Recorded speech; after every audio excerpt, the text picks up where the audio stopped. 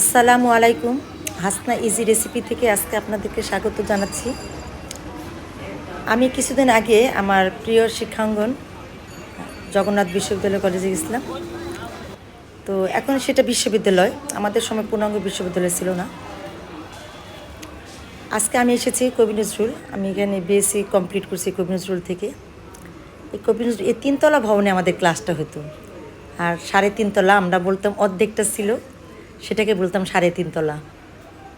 ছেলেরা মাঠে ফুটবল খেলতেছে, বন্ধের দিন ছিল। এটা কাঠের সিঁড়ি দিয়ে আমি উপরে উঠতেছি। এটা হলো কেমিস্ট্রি ডিপার্টমেন্ট।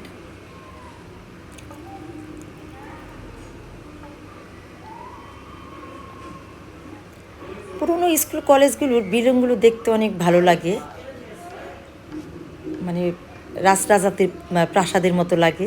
এই যে দেখেন কবি নজরুলের এটা প্রশাসনিক ভবন এটা।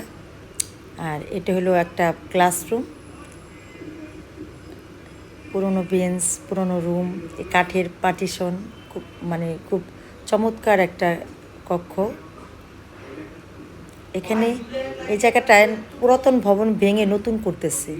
আর এটা কবি নজরুলের পাশে একটা পুরনো পানির ট্যাঙ্কি।